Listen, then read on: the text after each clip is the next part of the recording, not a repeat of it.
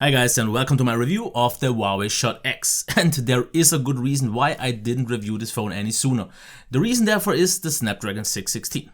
No matter on which phone I used it, I just didn't like it so much. I didn't really like the performance in overall, and that's why I actually want to stay away from it. I called it so many times the worst SoC that Qualcomm has put out in the recent past, but a lot of commenters on my reviews with a phone with this SoC actually told me that the performance is absolutely fine, absolutely acceptable, so I thought I would just review the phone and maybe my opinion will change. If that is the case, we will see throughout the review, and I would say we will start with a really quick overview.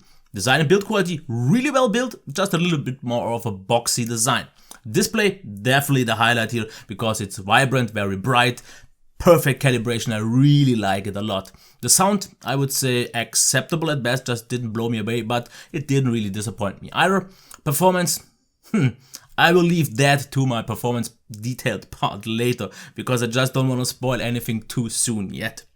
Battery life, definitely noticeably above average. I had no problems getting through a day, around 4.5 hours plus in mixed use and way more than 5 hours on Wi-Fi only use. That is actually really surprisingly impressive. Something I didn't expect from a battery of this size in this phone. Software, EMUI from Huawei. Either you like it or you hate it. I still don't get quite the bad reputation it gets, but I definitely see why people maybe don't like it so much, but personally it gets the job done. We are still using 5.1.1 here, but a Marshmallow update is to be coming soon, at least from what I saw on their press release. So, camera. The big thing, because we have this swiveling cam here, so it's definitely worth talking about that. I think for selfies it does a great job. Outdoor shots, absolutely great, super sharp, great focus, but the video qualities are that just disappoint me here. So I would just say let's go into the detailed part and check the design and build quality. As you can already see here, it is quite boxy. We have those quite square edges. In terms of size though, it does a good job, because here with a 5.1 incher, almost the same height as the S7, but it is noticeably wider, and due to the not that rounded edges, it feels definitely noticeably boxier in the hand. In terms of weight though, absolutely fine, and it really lies quite comfortable in the hand and feels premium. The only thing where it doesn't feel so premium is the back, because this sounds a little bit hollow and almost like loose, because the front sounds way better here, but they did a quite nice job overall. We have here the swiveling camera. Here we have the microphone, headphone jack. On the left side we have the fingerprint reader. I absolutely don't like the position here, and it works quite nice. As you can see here, it opens the display. As you can see here, it works. It's not super fast, but it works reliable, but the position totally freaked me out, because it's quite hard to reach in a normal natural position, and you touch it so many times if you just handle the phone, and then it will just vibrate. So I'm definitely not a big fan of this position. The fingerprint reader itself though works quite nice. We have two speaker cutouts, but only this one is the speaker. Micro USB, SD card and SIM card tray, power button and volume rocker. And these buttons feel extremely dead to me, because as you can see, there is no click at all, and there's almost no tactile feedback at all. So you just will have to rely on thinking if you pressed, then it will accept it, because they work good, but the tactile feedback and the click is just not there. They feel absolutely dead. We have glass on the back, glass on the front, so think of that what you will. I like it. I think it is grippy throughout all the times and feels very premium, but of course this is of personal preference. So overall I think they did a great job. It just is a little bit more boxy, but overall really fine. So let's check the display. 1080p IPS. Oh, that was the wrong. Okay, gallery. Let's see what we have here. 1080p IPS, really nice and sharp. Huawei does really amazingly clear displays. I really like that. For some reason though, we don't have a white balance control that we usually have, so no color temperature control, but the white, in my opinion, is absolutely perfect. Black's super deep, no backlight bleed or anything. Colors absolutely nicely calibrated. We have an amazing contrast, great viewing angles, everything is solid. Maximum brightness is actually surprisingly good. I didn't expect it to be that well. I used it usually at a brightness of 40% fixed, so really well job done here. Now let's check what we got in terms of speakers, and here I have to say it gets the job done, but yeah, pretty much just about that.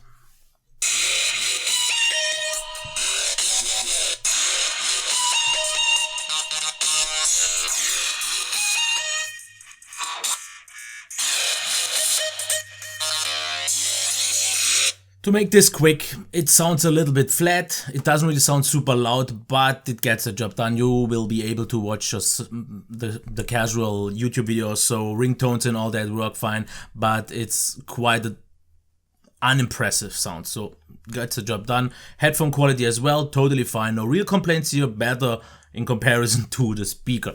Now, okay, let's talk about the performance here. And do I think the Snapdragon 616 works better here than on other phones? And I will show you the performance and then I will actually talk about it. Okay, the browser here. Let's check that one. It's the rendering now. As you can see here, this is okay. Absolutely fine. No real complaints here. I noticed that if I use it with the finger on, it actually is smoother. Once I make a bigger scroll, you will notice some occasional lag. But in Chrome, the performance is nice, but if you're one of the old school users like me and still like to use the older render engine, then look at what we've got here. This is not smooth anymore. Rendering is very, very odd, as you can see here. As long as you touch with the finger and then move. Okay, not like this. It is actually smooth, but once you lift your finger, then you see some odd behavior, and the same thing is visible throughout the whole pattern of apps. As you can see here, this is not really smooth. I still see a ton of lag here. Same goes for Palabra.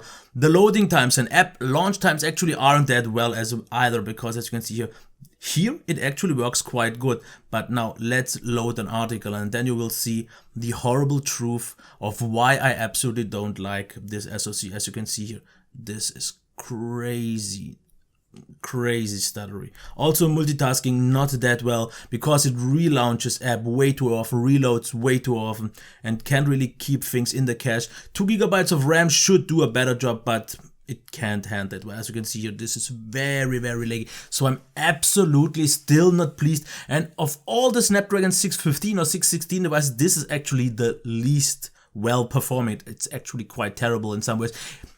All the basic tasks you can get done if you can live with a certain amount of lag, but I don't think it's a great experience, and I don't think this is really future-proof, and Marshmallow definitely won't change a thing, because it will usually just improve the standby drain, which already is amazing, but I will talk about it later in the battery life. In terms of heat, no problems here at all. It gets a little bit warm. Like all the glass devices, it feels a little bit warm, but it's absolutely fine. I didn't find it to be any throttling. Gaming performance was absolutely fine. Nothing really outstanding, but definitely better than the in-system performance, so let's leave it like it is. Charging time, I'm not quite so sure. I will put it up on the screen, don't really have it on me right now. And the battery life, that one is actually really good, because in mixed use I got around 4.5 to close to 5 hours of screen on time, and on Wi-Fi only you can get like almost 5.5 hours, and this was with a brightness of 40%, which is quite bright already, so it's definitely noticeably above average and gets my full approval. Should get pretty much everyone through quite a good day. Now, the software, don't really want to talk too much about it, because 5.1.1, and it will get the Marshmallow update. I have no problems with it as it is, but I definitely know the Marshmallow version will bring some huge improvements that will be visible. Like here, we won't have this anymore, but we will have more like an iOS type of screen. You can rearrange the shortcuts way better, and overall it does just a better job. We don't have all the goodies that we do on some other Huawei devices, because no color temperature control, no knuckle gestures and all that, but it still is totally capable. Didn't really have too much of an issue. Yes, some of the notification gets delayed, but since Marshmallow, I noticed this on pretty much every phone, so I don't have a problem. Of course, the looks are something that you have to decide on.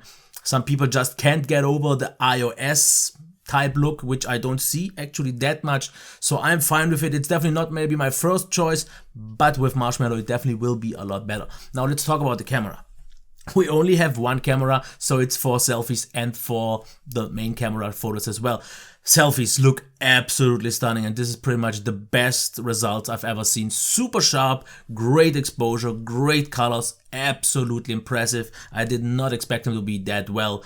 Low light capabilities aren't really that great, it's just not super sharp and it's missing quite a lot of details, but overall it's okay. For a mid-ranger it's still totally fine. Once we go outside, the pictures will look great, because color balance is absolutely great, great contrast. Autofocus worked quite well and very reliable, actually also quite fast. Maybe not on a flagship level, but really fast after all, especially for a mid-ranger, and very, very solid.